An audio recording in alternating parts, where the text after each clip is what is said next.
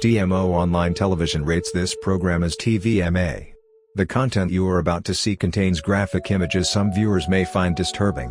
Viewer discretion is advised.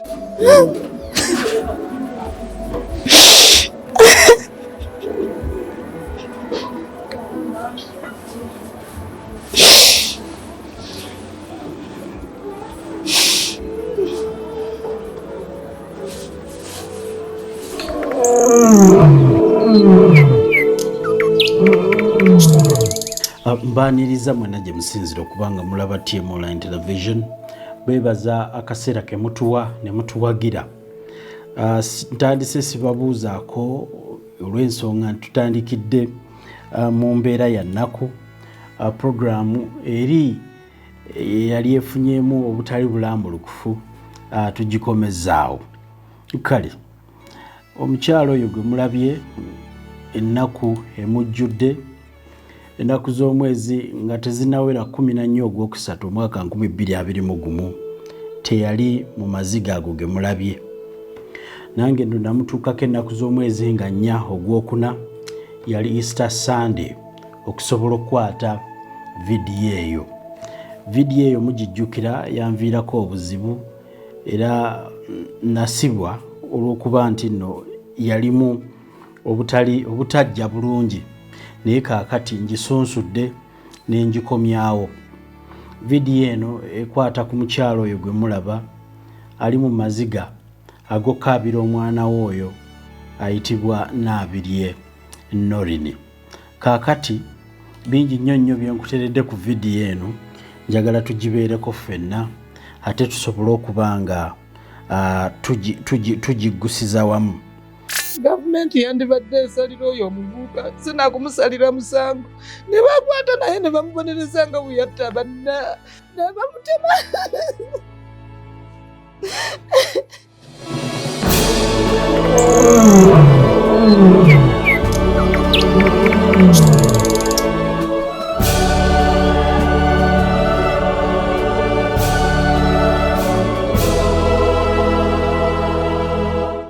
Kaakati ennaku z'omwezi nga 4 yali Easter Sunday y'omwaka guno 2021 mu Gwokuna nesitula neŋŋenda ndabe ku maama w'omugenzi Nabirye Norini omwana omuto eyattibwa ekiteeberezebwa nti n'ebitundu bye eby'omunda byaggyibwamu. Kaakati omuvubuka oyo gwe mulaba yagambibwa okuba nga ye yatta Norini.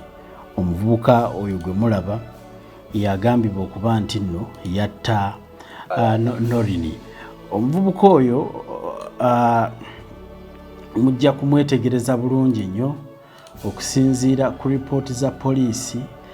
Omuvubuka ono kigambibwa nti Musa musaasizi ono ye yatta abawala bonna naye nga olwaliro gwenjogerako ye muwala ayitibwa Nabirye Norini.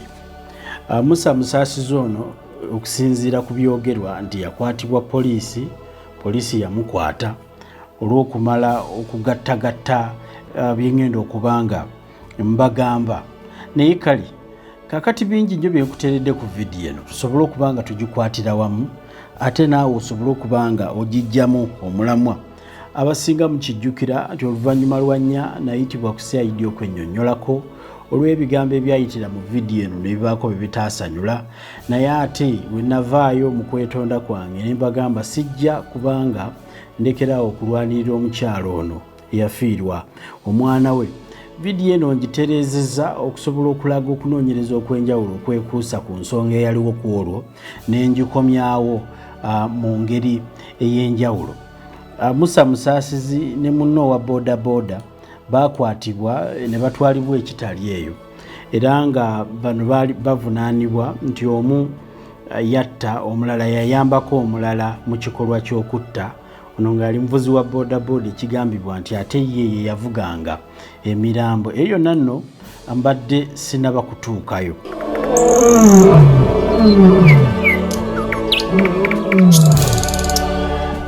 Bw'oyita ku mutimbagano gwa poliisi ogwa upf.go.ug ennaku z'omwezi nga 29 omwezi ogwokusatu omwaka 2021 bateekako omutwe ogunnyonnyola ku nsonga eyaliwo era nga omutwe gugamba nti notorious serial killer of women to be charged with 5 counts of murder, nti omutemu w'abakazi wakubanga awera ennemba n'emisango etaano ndoza gisukkamu bajali gisukkamu naye egiwera etaano egy'obutemu. Kaakati okusinziira ku poliisi yayagala okutegeeza abantu nti omutemu abadde atemula abakazi ayitibwa erinnya Musaasizi Musa. Omulenzi oyo gwolaba poliisi egamba nti yatemula abawala bana Ssaako n'omwana omuto omu eyali ow'emyezi 3. That's the report from the police. It is actually it was written on their official website ebyokwebijiddwa. Kaakati nga sinagenda namu bya poliisi bino nyongera okubajjukizaako. Ekituufu tekyampisa bulungi okusobola okubanga nyina omuntu gwe nnwanirira ate nenkwatibwa n'ensibwa tekyampisa bulungi n'akamu.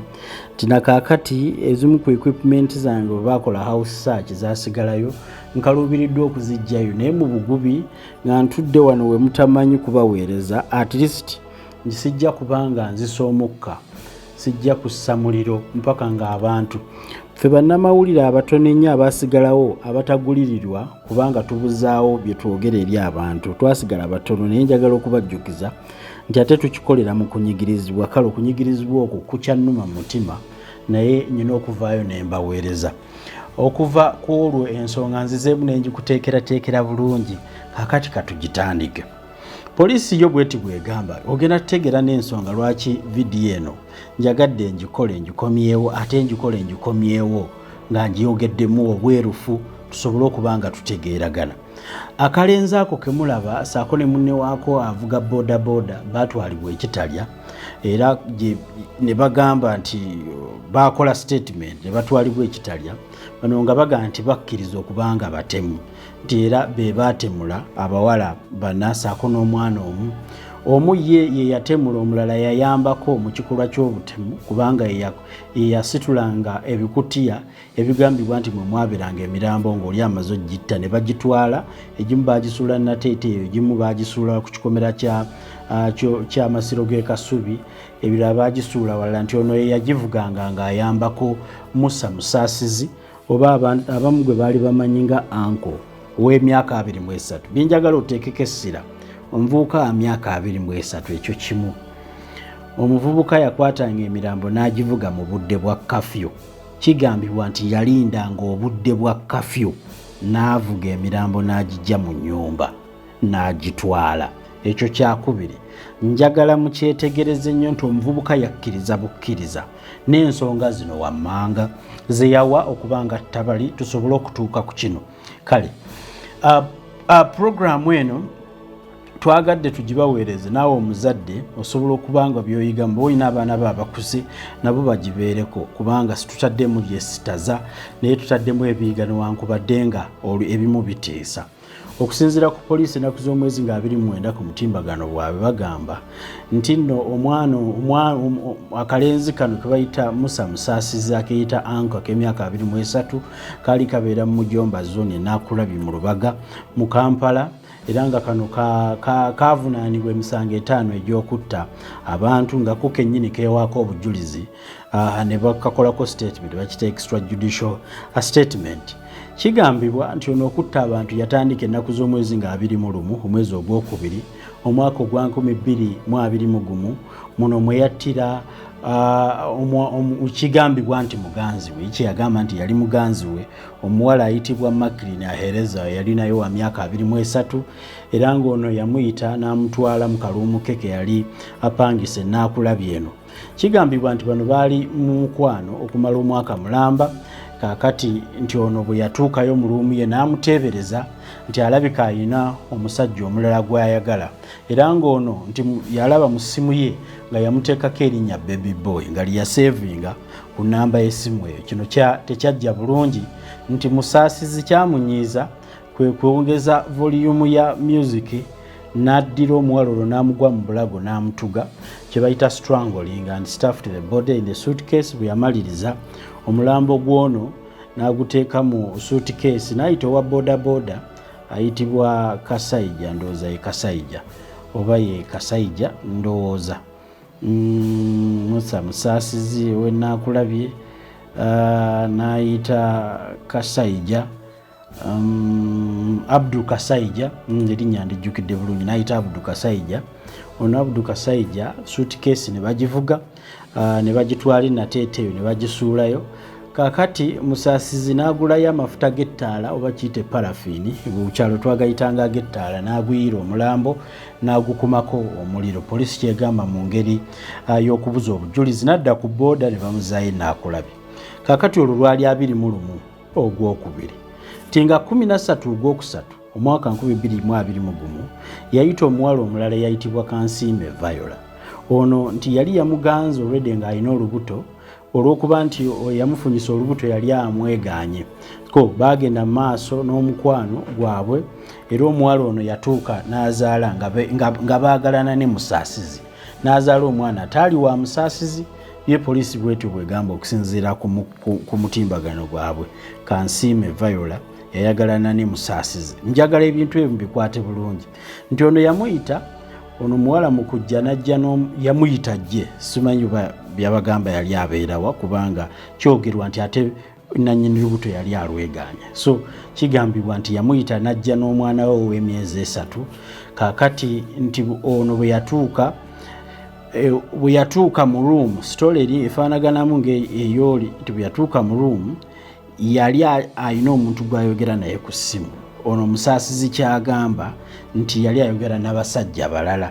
Kino nti kyamunyiiza, era mu nkola y'emu n'ayongeza music, era awo n'akwata omwana ono Kansiime Viola n'amutuga.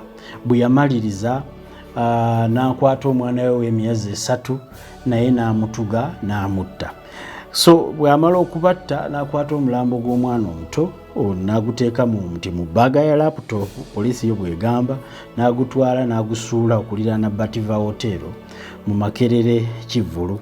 Awo ku ssaawa nga 8 ogw'okumakya oba wano Uganda tukiyita kya Olw'ekiro, n'addira omulambo gwa Kansiime Viola n'agupakira mu kutiya n'agutwala n'agusuula okuliraana bbugwe w'amasiro g'e Kasubi. Era e Kasubi n'agula amafuta ku Kobiru e Kasubi, n'ajja n'aguyiira n'agukumako omuliro, n'adduka n'addayo mu luumu ye. Ekyewuunyisa ekikolwa ekyo, njagala na kino mukyegendereze. Poliisi egamba nti ekikolwa ekyo bino nno mbiwanula ku mutimbagano gwa poliisi kye yayogera upf.go.ug nti ekyo yakikola nga 13 ekyokutta Kansiime, naye nga 14 yakikola nga 13 naye nga 14 kugamba ng'eggulo, naye olwaddako n'agenda e Makerere Kivvulu n'ayita girlfriend we omulala ayitibwa Norini Naabirye nga 14 n'agenda e Makerere Kivvulu n'ayita girlfriend we omulala n'amutwala mu luumu ye. Nti bano bwe baamaliriza okukola ebikolwa by'obufumbo n'amwefuulira n'amutuga mpaka lwe yamutta. Nti ono naye yamupakira mu kutiya, era omulambo n'agutwala ekiro n'agusuula. Mbajjukiza agitwala mu budde bwa kafyu, n'agitwala n'agisuula okuliraana ekikomera kya Cobs Road eriraanye ewuwe mita nga 10 kyokka okuva we yali apangisa. So nti yagenda guno omulambo n'agwokya n'addayo nga 14 ekyo lwe yakikola nga 14 wulira nga 13 yatta Kansiime Viola. Olwaddako nga 14 nti n'ayita Norini Naabirye mu luumu ye naye n'amutta. Wulira ekirala nti nga 15 essaawa 6 ogw'emisana yagenda e Makerere Kivvulu n'akimayo omuwala omulala ayitibwa Mutesi Elizabeth. Bano bagenda babiri mu luumu ye era ne bakola ebikolwa by'obufumbo. Nti kati Mutesi n'asaba Musaasizi essente z'okusiba enviiri emitwalo 5 era ono yali ayagala kuddayo ku mulimu ndooza gye yamugje kuba yamugjayo misana. Bwe yamala omusaba emitwalo 5 n'amugamba kanzireyo. Okusinziira ku byawandiikibwa wano ne poliisi byeyogera, kino nti tekyasanyula musaasizi. Ono naye n'amutuga n'amutta, omulambo n'agukuumira mu luumu ye. So yadda ono musaasizi bw'amala okutta Mutesi Elizabeth n'ava mu nnyumba n'addayo ku mulimo gye yajje Mutesi nti nga kyayagala ayagala akole okubuzaabuza. Ssaawa 8 ogw'ekiro n'addira omubiri guno gwagambibwa nti ye yagusse era n'agusuula mita nga 5 okuva ku luumu ye. So guno ate gwo yagula petroli gwe yagwokesa n'adduka n'addayo mu luumu ye. Kigambibwa nti abawala bonna bano baggyibwa mu Makerere Kivvulu era nti nno omwana ono akalenzi ako kemulaba ku vidiyo ako nti kakkiriza nti ke kaabatta. Kaakati no poliisi yeewaana era neeyongera okweyozaayoza nti yeebaza nnyo aba crime intelligence aba CMI aba KMP n'aba Kampala okuba nti basobola okukozesa tekinologiya y'omulembe oguliko okubanga batulakinga. Kaakati okusinziira bo ku bye bagamba nti bye bajjayo nga bw'olaba vidiyo kigambibwa nti omulenzi ono bwe yamalanga okutta abantu bano ng'abajjako ebyali badde ebintu byabwe ng'abitwala abisuula mu ttooyi. Omukyalo oyo n'abakyala w'ekitundu alaga poliisi nga bwe yajja ebintu bino. Okusinziira ku mulenzi oli bye yabagamba nti baasangayo busawo. Mpozi kyennyinza okunotisinga bye bifaananyi bya Norini bino. Norini yattibwa ate wali ku byazuulibwa n'obugatto bwa Norini mbulaba kali kyazuulibwa. Era omulenzi ono yakeberebwa, bw'amala okukeberebwa poliisi ne kizuulibwa nti ekituufu omutwe gwe mulamu bulungi, bye yali akola yali abikola abitegeera, tewaliiwo ky'oyinza kugamba nti yali akikola takitegeera.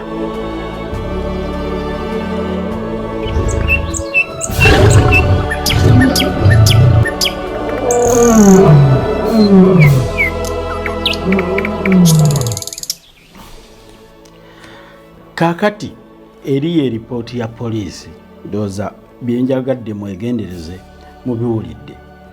Incident eno bw'emala okubaawo amawulire gagiwandiikako but specifically njagala okulondayo olupapula lwa Daily Monitor lwasooka ne luwandiika nti how police traced suspects who killed 4 women and a baby. Kino bakiwandiika ku Lwokunanga March 25 omwaka gwa 2021 nti Musa musaasizi oyo gwe mulaba nti yeyatta. Kigambibwa nti abanoonyereza ku poliisi basinziira ku tekinologiya omupya ne basobola okukwata serial killer ono. Daily Monitor bw'awandiika nti Musa musaasizi resident wa Mujomba zooni ey'omukaaga yakwatibwa oluvannyuma lw'okuba nti nno akozesa abawala bano ate n'amala n'abatta. Director wa Crime Intelligence Brigadier Christopher Damulira yagamba nti suspect ono baamuzuula oluvannyuma lw'okwatagana n'abanoonyereza era mu bigambo bye yennyini yagamba nti we have arrested him and we have handed him over to Old Kampala Police Station for further processing and visiting the crime scenes. Damulira bw'atyo bwe yagamba.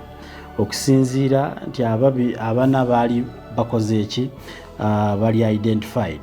Okusinziira era ku lupapula luno lwongera ne lulaga nti nno poliisi yazuula akatambi ka CCTV akalumika omuvubuka ono nti yagendanga okugula amafuta ku petrol station eya Kobbiru nga poliisi bwe yakyogera. Poliisi yeyeyogerera ekigambo ekyo kya Kobbiru nti kwe yagenda okugula amafuta.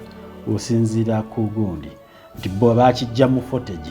Kale kaakati ennaku z'omwezi nga 31 babuvuka buno amaze okukwatibwa, Ssaako ne munno wa bodaboda agambibwa nti yavuganga abantu abasuuliddwa.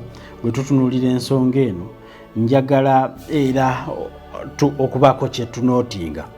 Daily Monitor Musamala agamba nti Musaasizi was arrested on March 25th by a joint security team of chieftains of military intelligence and police, CMI and police. In a separate case, Musaasizi is jointly charged with 23-year-old boda Abdul Kasaija, a resident of Mapera zone in Lusaze, Rubaga, for murder of Makiri n'aheereza gwe battanga 22 kakati Daily Monitor bw'ati wawandiika but specifically I want to go to this. Daily Monitor ayogera n'agamba nti Musa Musaasizi unemployed youth and a resident of Mujomba nti Musa Musaasizi yali talina mulimo unemployed youth.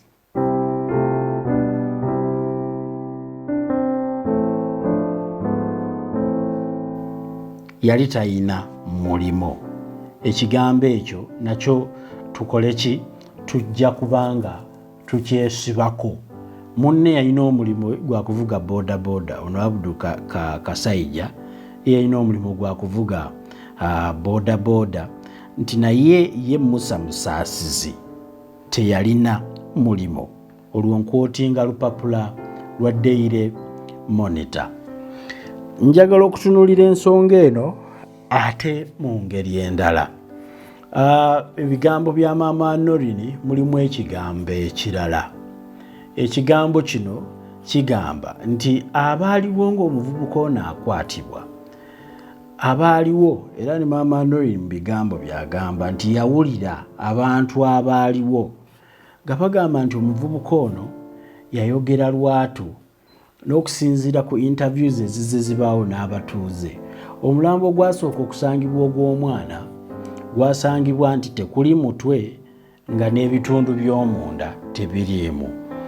Okusinziira ku maama wa Naabirye bwe yagenda okuba nga anoonya omwana nga bababuulidde nti waliwo akwatiddwa yawulira ebigambo bino kansooke mbibateereko ate tusobole okuba nga tweyongerayo mu malwaliro okubitunda. Ebikintu ekyo wakiwulirako? Nakiwulirako. Wakiwulira mwani? Wakiwulira mwani? Abantu bennyini nga beboogera ne mwennyini nti yayogera ali abagamba nti mwennyini yayogera nti abijjamu n'abitundako $1,400,000. Nti abitunda $1,400,000? We nawulira nga abantu boogera nti bwe yayogera ng'eri poliisi bamubuuliriza.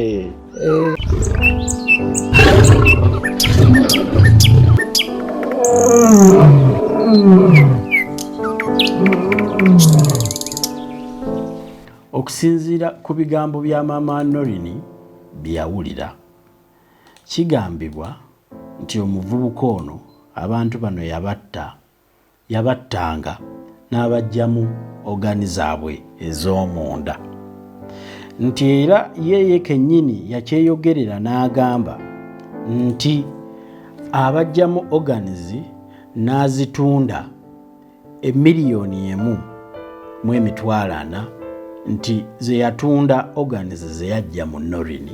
Ebyo bigambo mbikootinze kuva ku maama wa Norini. Kale kaakati era ebigambo ebyo bye tugenda okusinziirako okwetooloolerako. Wano ku TMO online television ne mutabani wa Mole n'amatovu mirundi tuzze twogera ku nsonga eno era abasinga abaze bagigoberera mubadde mugigoberera. Kaakati emabegako wali twalina stories zetwajja nazo, emabegako awo tuyina ensonga zetwali tukwatako era nga twongera okulabula abantu nti ebintu bino ebya organ trafficking bya ddala ate tuyina nnyo stories zetuleeta.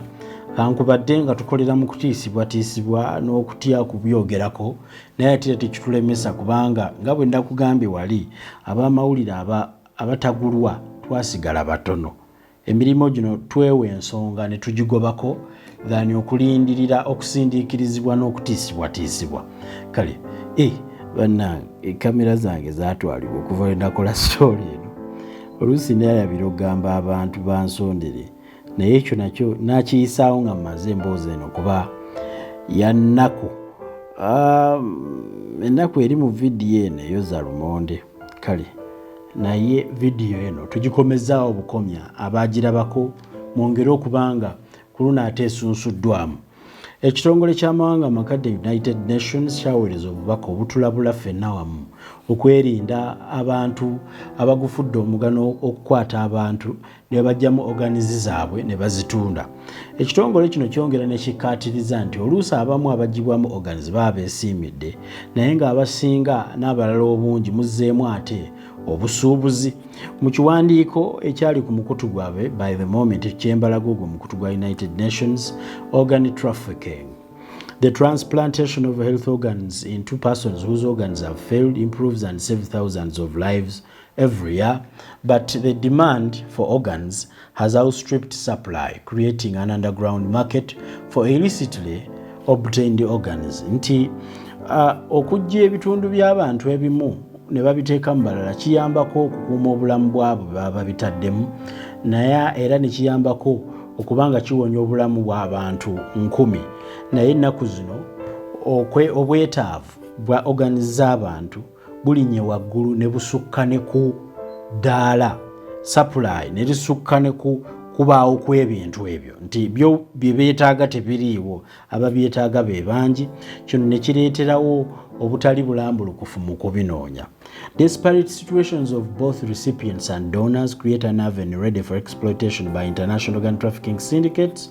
Traffickers exploit the desperation of donors to improve the economic situation of themselves and their families, and they exploit the desperation of recipients who may have a few other options to improve or prolong their lives.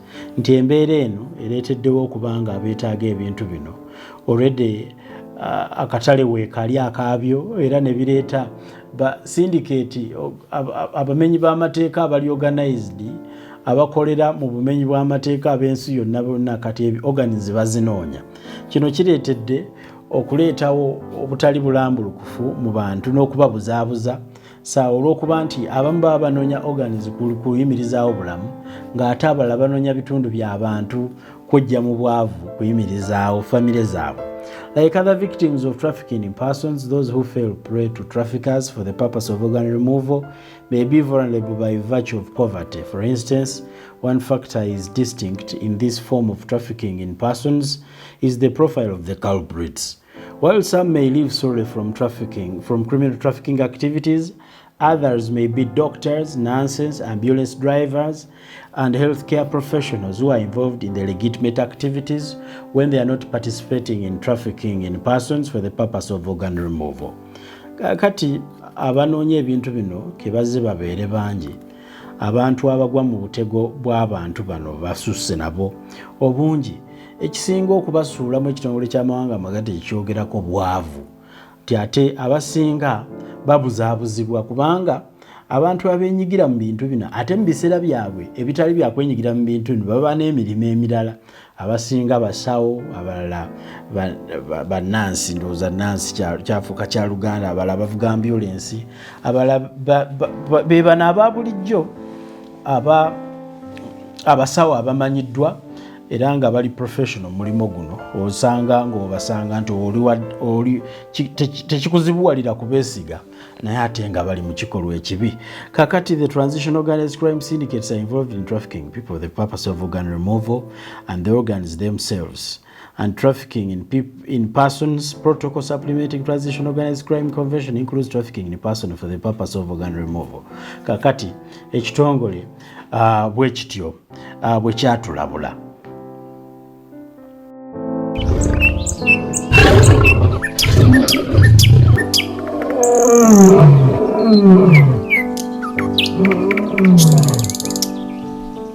Kakati mu nsonga y'emu njagala okubajjukiza nti obulumi bwa maama Noreen busobola okuba obulumi bw'oleero oba enkya. Ffenna abalina abaana abazadde tulina okutya naffe ffennyini.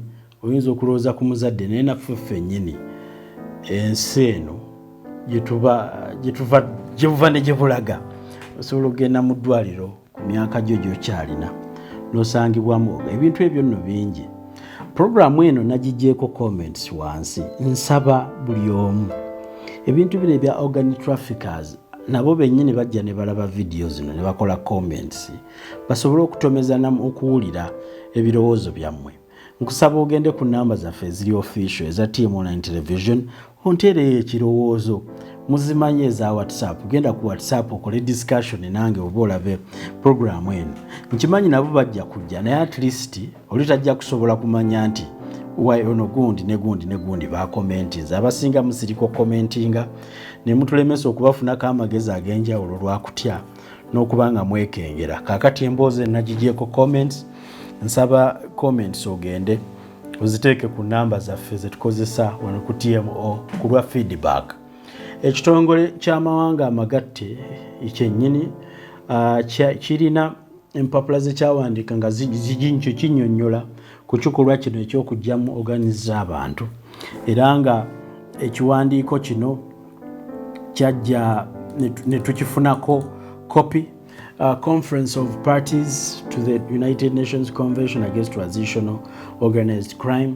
Ekiwandiiko kino kyali kya 29 Julaayi omwaka 2021, naye ku peegi yakyo ey'okutaano kwe ngenda okujja njagala nkujjukize ali eyo nkujjukize nti kyengezaako okwogera okukola wano, njagala kulinkinga bigambo biri ebyamusaasizi maama Noreen byawulira ku kintu kino tusobole okitegeerera wamu.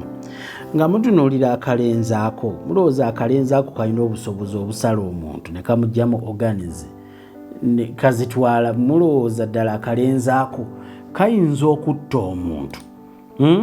Ddala akalenzaako kayinza okutta omuntu nga 13, ne kaddamu ne katta omuntu nga 14, ne kaddamu ne katta omulala nga 15, ddala 13, 14, 15. Tomanyi kubanga mu Gwokubiri nga 21 lwe yatandika nti okusinziira ku website ya poliisi, naddamu nti nga 13, naddamu nti nga 14, naddamu nti nga 15. Mazima ddala ng'atemula abantu bw'abakozesa, bw'abateekamu, bw'abatwala, bw'abookya, bw'atemula, bw'agira, bw'agenda mu budde bwa kafyu, bw'agira. Kakati zikyentunuuliramu ekirala kyekiri UN kyetulabula. Nzirayo ku nsonga eri yennyini. UN yatulabula dda ng'etuweereza ebiwandiiko ebinyerwa, nkubadde abamu temwagala nnyo okusoma biwandiiko oba wekiba tekinnakutuukako tokirowoozaako. Yatugamba nti okusinziira nti abeetaaga organism beetaaga skills ez'enjawulo. Si buli muntu nga kalenzaako Musa Musaasizi ne munne waako nti balina skills zino. Okusinziira ku skills ezeetaagisa okutransplantinga organs oba okuharvestinga organ y'omuntu, okusinziira ku kiwandiiko Organ Trafficking UN document ku page ey'okutaano kigamba nti given the complex nature of transplant transactions, a range of skills from various sectors of society is required, including but by no means limited to the following. Nti okusinziira ku ngeri y'okugjamu ebintu bino n'ababigula mu mbeera mwe babyetaagira nti beetaaga kiramu bulungi, weetaagisaawo obukugu obw'enjawulo nga buno bulina kuva mu sectors ez'enjawulo eza society ebintu bino bwe bikolebwa. Era nga bagamba nti abasinga okwetaagisa mulimu guno beba medical directors of transplant units, badirector b'ebifo ebyo ebikolebwamu okuggyibwamu organi z'abantu. Medical directors of transplant units, abantu bene ebintu byebaggyirwamu, badirector baabyo beetaagisa kuba balina okukimanyaako nti omuntu anaabiggyibwamu. Hospital and medical staff, abo nabo beetaagisa. But technician mu by'omusaayi and tissue laboratories, gino misuwa abaakuguka mu by'omusaayi, emisuwa, entambula y'emisuwa n'ebirala. Dual surgical teams working in tandem.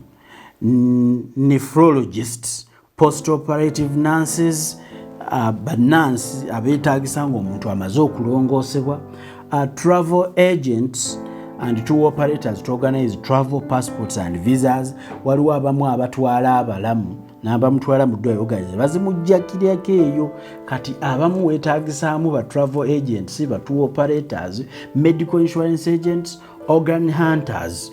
Organ hunters bano nga be bayiga abantu ab'okugjamu organs. Abo nno bw'obeesinga ku Uganda kirabika weebali wano. faith-based organization and charitable trust which sometimes call upon organ brokers. Waliwo ebibiina by'obwegassi ebiseera ebisinga byesigama ku nzikiriza ti eddiini bweti ekitongole kizze kigaba ebyobwereere. Ekyo nakyo UN eteebereza nti abantu bano basobola okubeera nga babyenyigira mu. These actors, both natural legal persons, may play various roles in the process of trafficking, including participation as well as organizing and directing other persons to commit the crime of trafficking in person for the purpose of removal of organs. Okusinziira ku kiwandiiko kino bagamba nti bantu bangi nnyo abeetaagisa mu kazannyo. Wano mu Uganda ndowooza bano be bayise ba organ hunters weebali, era nga bw'ogendera ne ku musaasizi ne munne Kasayija kirabika era nabo mu lisiti eno gye bawadde nabo beetaagisa, kubanga mwetaagisamu abavubuka wano mu Uganda abookya emirambo nga musaasizi kyakola. Ekitaatekebwawo ku kino ekyo nze nkyongeddemu kuba kyekikolwa ekyakolebwa ku bantu bali abawala 4 n'omwana omu abattibwa era musaasizi n'akwatibwa. Njagala okukulabula gwe alaba vidiyo eno nga tugenda wa maama wa Norini, abaagiraba sitore mugiddemu, abataagiraba ofunye omukisa nti ekomyewo. Njagala okukulabula nti ebbeeyi y'ebintu okusinziira ku byogerwa ebitongole, kigambibwa nti black market ya organs z'abantu naddala Middle East eyo kati y'amaanyi, nti ssaawa eno ensigo egula emitwalo nga 26,000 eza $, omutima gugula emitwalo nga 11,900 ogwa $, kubisaamu eza Uganda $, ndowooza ya 13,750 bweti, emitwalo 26,000 eza $, bw'okubisaamu 26,000 bw'okubisaamu 3,750 azikuwa milioni 9.8 omuntu okumuggyamu ensigo, mitwalo 11,900 ejja $, omuntu okumuggyamu omutima. Ekibumba kigula emitwalo nga 15,700. ne bakulabula nti weewale gundi kampani zino ezisuubiza abantu okubatwala bakola ebweru. Abasinga bakugamba tukutwala ebweru nga ffe tukoledde ku mpapula, nga ffe tukusasulira buli kimu, okuva ku passport tugisasula, okutambula tukusasula, okulya tukusasula, buli kimu ne bakutwala. Buli kimu bakikuwa ne baba ne bakutwala. Kigambibwa nti wali ekanga ng'ekimu ku bino bigenze. N'akataago pancreas kaba kataago kalulwe. Kataago kalulwe kirabika kalulwe oba kataago. Kale ebyo bwe bityo bwe biri. Ngenda kuddayo ku mboozi ya maama Noreri. Omukyalo ono gwe mulaba olunaku lwali lwa Easter Sunday ne munoonya yagaana okundaba. Family eno eri mu kutya. Maze okuddamu okukola vidiyo eno, efamily era nja ginoonyaako ntegeere butya bweri. Ssaako ne families z'abantu ezo endala banyongere ku mboozi eno. Omanyi nja kweyazika ku bigambo by'omugenzi Afande Kirumira. Afande Kirumira yakugamba nga tannava mu bulamu bwa nsi eno nti bw'osirika ofa ne bw'oyogera ofa. Kaakati mu buli mbeera yonna ofa. N'olw'ensonga eyo nkubiriza family zino nti olw'okutaasa society mubeeyo mwogere ebintu bye mumanyi, kubanga mu Uganda yensi yokka gy'osanga omuntu anyigirizibwa n'asirika n'alinda banone omulala. Ku Uganda kiringa kiyumba kya nkoko nti nnyinizo ajja n'alyamu emu ne zisirika, n'alinda anone ya sekukkulu ne zisirika, n'endala ne ziraba, endala ne zirya ne kubisuuliddwa. Ziyinza n'okulya ku ddiba effumbe erya munne gwe batte nga tezimanyi nti nazo ate banaaziddira.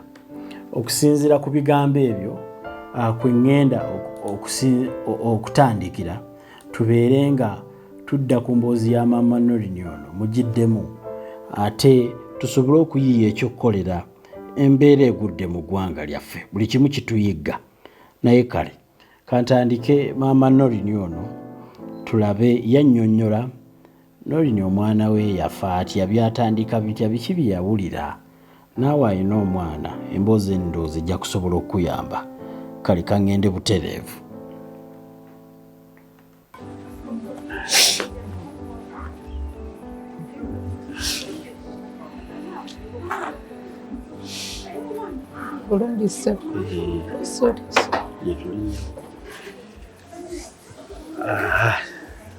Tutandise bulungi naye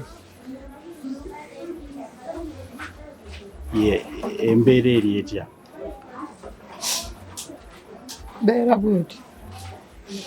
Embeera bwetyo. Yaba amannya gaffe. Ennyabo.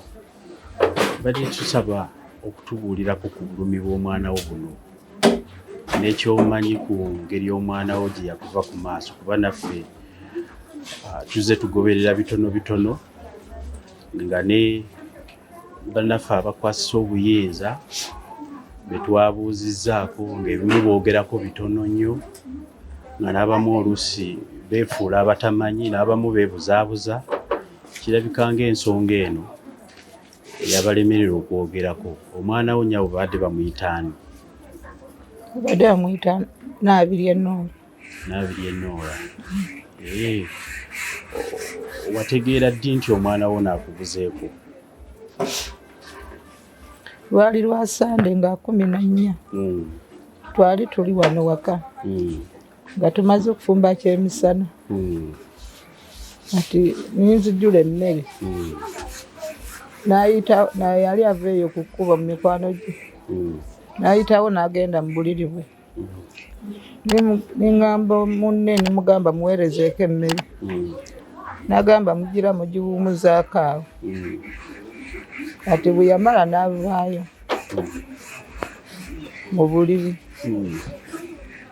N'akwata emmere eyali mu konteyina n'atuula awo n'oyo omwana n'ajjula enva. Ono mwana we? Wa muganda we. N'ajjula enva ne batuula awo bw'ateese ensawo. Ne batandika okulya. Kati bwe baamala okulya, nga bamaliriza okulya, nze nga neebase mu ntebe mu nju. Saategeera nti oba yafulumyemu. Kati n'akola ki? N'afulumamu n'agenda eri mikwano gye giri awo mu maaso. Kati bwe yagenda mu mikwano gye gwe bayita Nakato, n'agamba nti mpulira ndi bowadi, kangendeko eno ki omukwano gwange masse mu barakisi. N'agenda mu barakisi. Yagagenda mu barakisi yawa? Old Kampala. Wa mukwano gwa muyita Massa. Kati ne ziwera ssaawa 4 ez'ekiro nga tutudde. Nimbagamba abaana, Noola nga simulaba. Ali mu buliri yeebase mubikkuleko neeti ye. Ne babikula neeti nga taliimu. Kati awo ningamba oba ali mu saaluuni. Mugende eri ku saaluuni mikwano gye mulabe. Ne bagendayo ne bagamba taliiyo.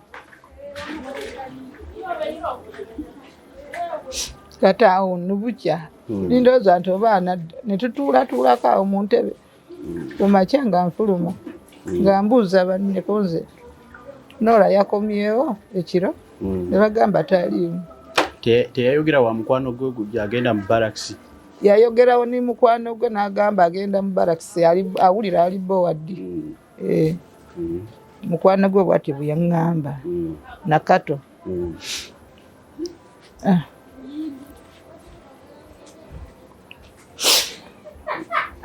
Kati awo ningenda ku mulimu. Ninkuba essimu ningamba Noola tanaba kudda. Gyali yakomyewo ne bagamba tedda tannaba. Kati awo omwana najja okunonera omwana emmere. Nimubuuza muzeeyi, Noola akomyewo? N'agamba nedda tannaba. Konze nga kiki ate yagenze tayambadde bulungi.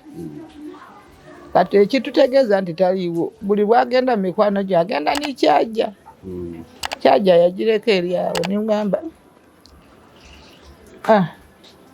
ninkomawo akawungeezi niŋŋamba emikwano gye noona akomyewo bagamba tannaba tiyakomyewo ate awo niŋŋamba tukoze tutya niŋŋenda wa chairman LC1 naŋŋamba omwana omukulu oyo nawe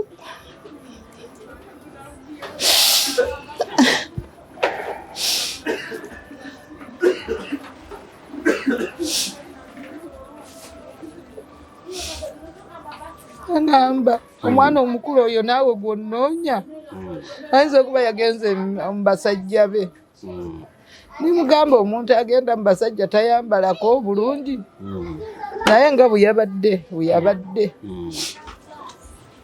aŋŋamba kale nja kubayambako mbakole ki banoonyerezeeko munoonye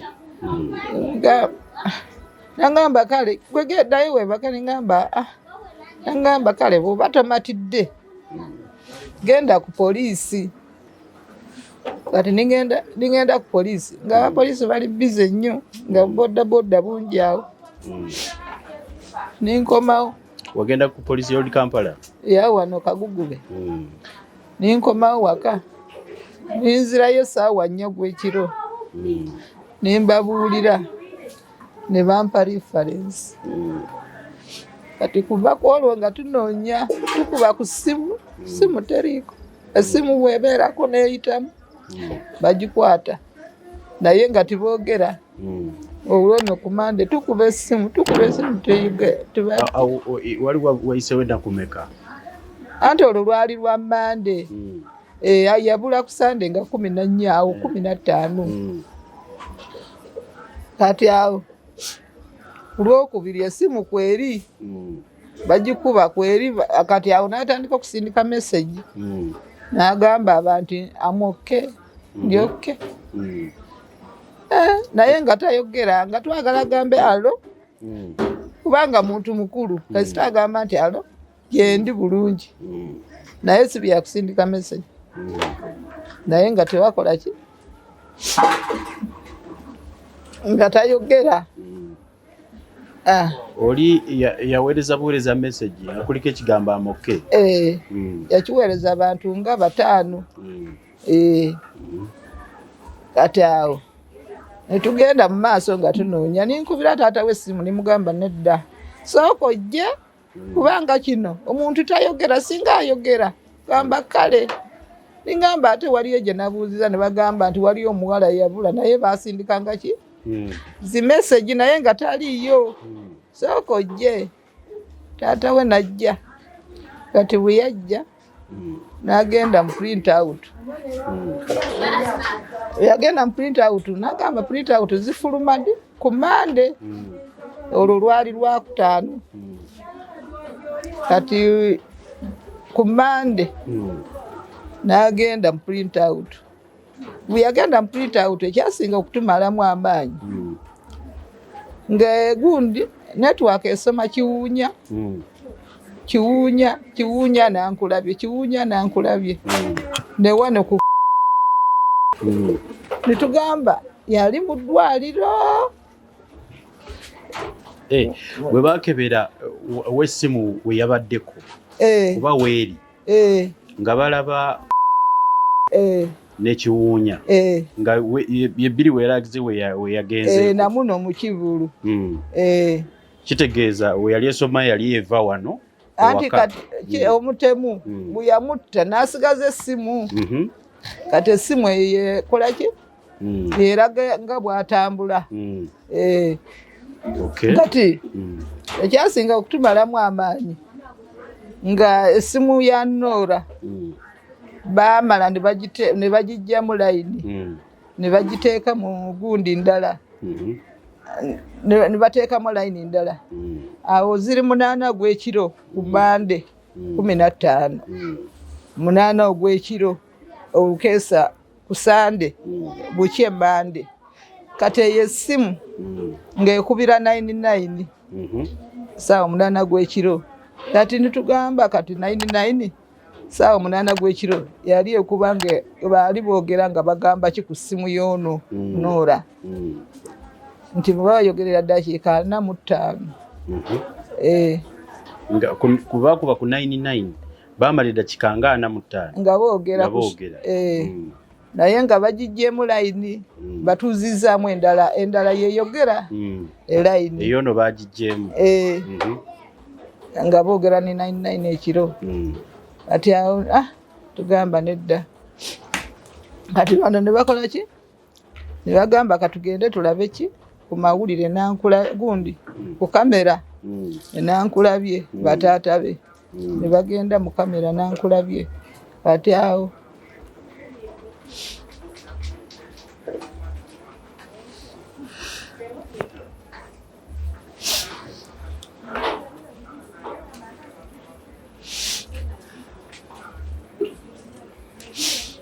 awo ali nkyali awo saawa 7 niwabeerawo wano muvuuka mu kivulu najja nampita nangamba wamba Norini jangu bakuyita n'abakyala akuyita ni chairman jangu yangu wako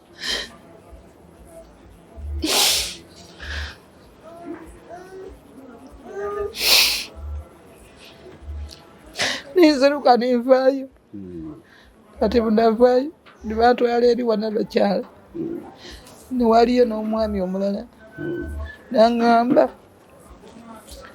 omwana wo tugenze okulaba ekifaananyi nga yeye naye bye baali balabye ku kamera ekifaananyi baakiraba ku kamera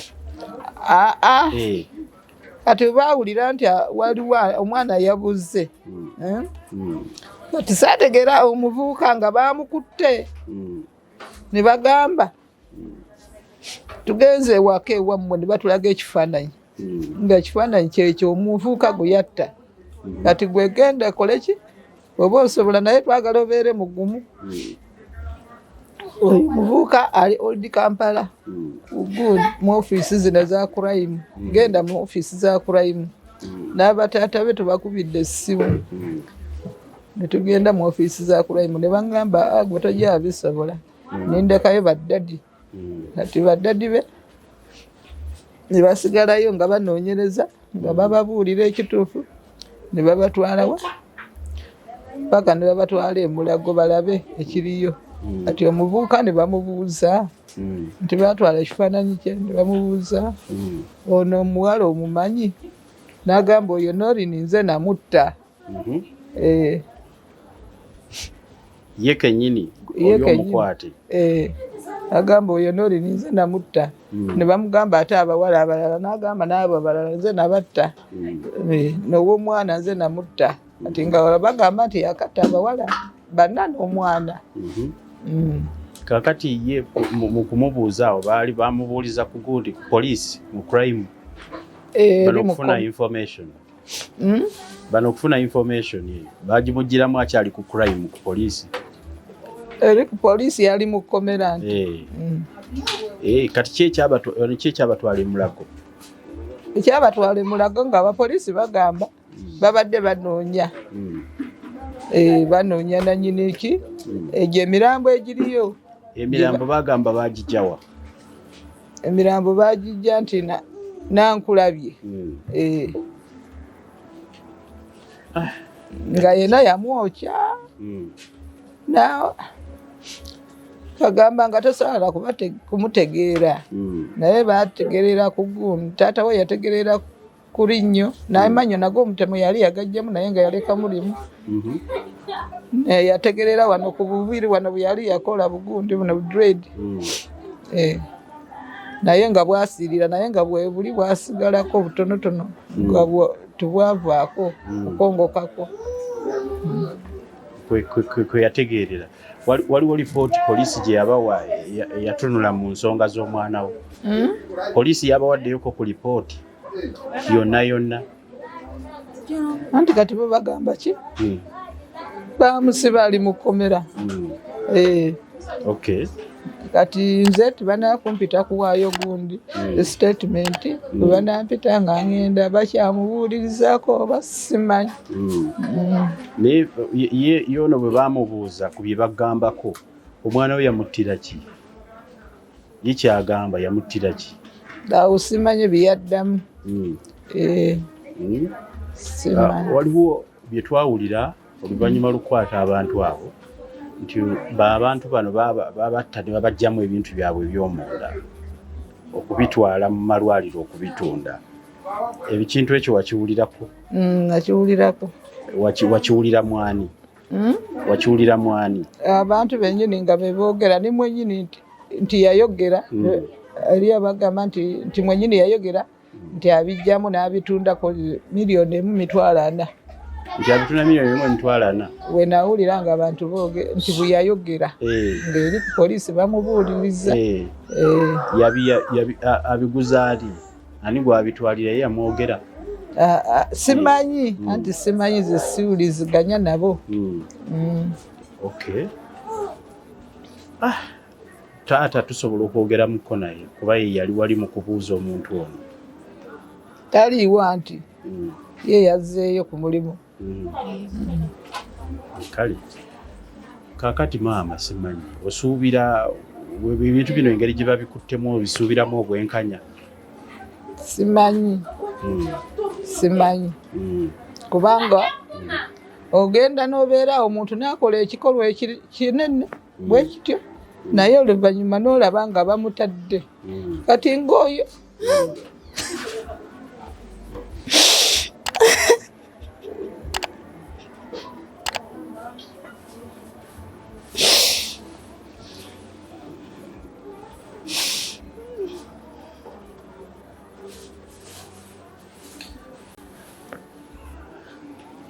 Ennyo gavumenti yandibadde esalira oyo omuvubuka sinakumusalira musango ne bakwata naye ne bamubonereza nga bwe yatta banna ne bamutema.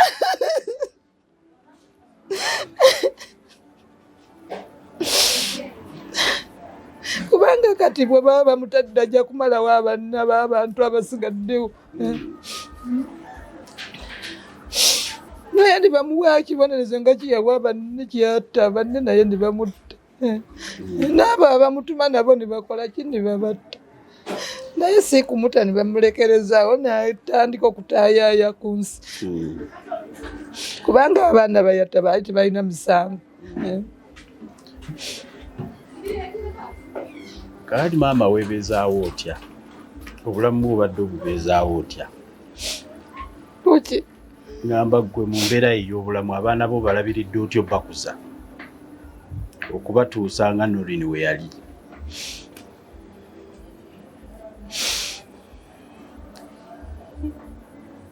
Natembeera ntetenkanya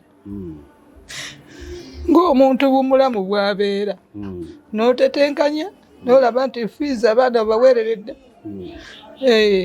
abaana bafunye ekyokulya n'otetenkanya. Eggulo we nazze wano baŋŋambye olinako restaurant gy'okolamu weeri awo mw'oggira abaana b'ekyokulya eri mu kitundu kino.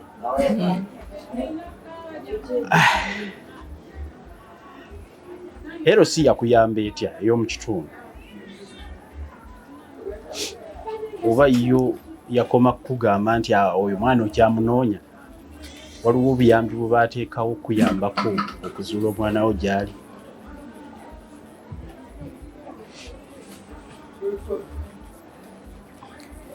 Nze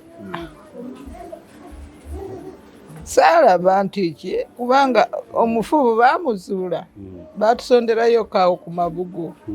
Naye nekikomawo.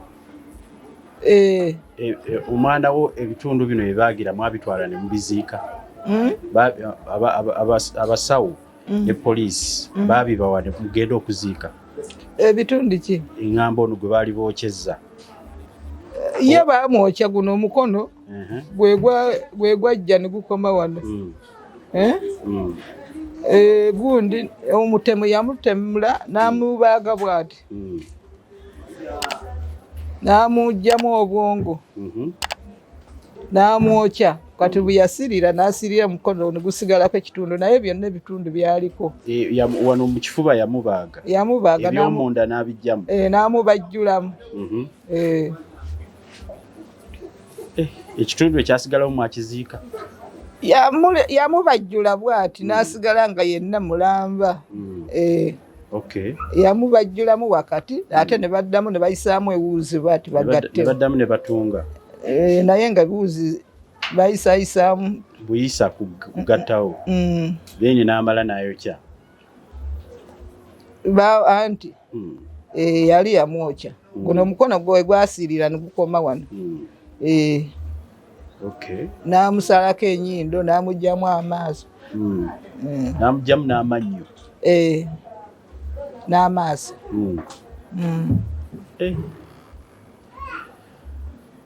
simanyi oba olina obubaka obw'enjawulo waliweereza abazadde abalina abaana ng'ababo abalabye olutambi luno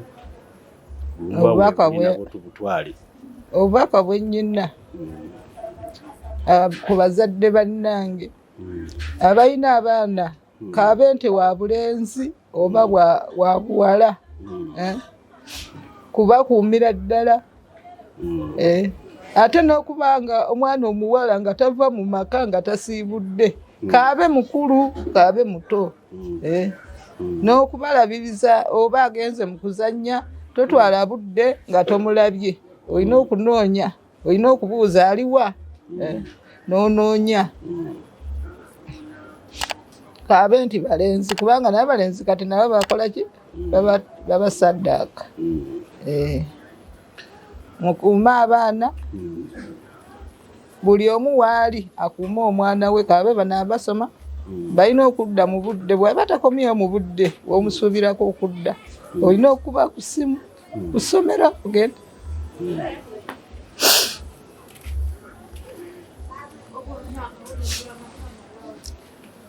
naye ng'ekikulu mukuuma kuba ne bwokuba essimu oluvannyuma nga bwe wakola nja kugezaako n'okubabuulirira bafuuke ng'ababuulizi n'okubabuulirira kino na kino nja kugezaako okufuna obubaka ku ddwaliro eryo eryogerwako erya Case Clinic.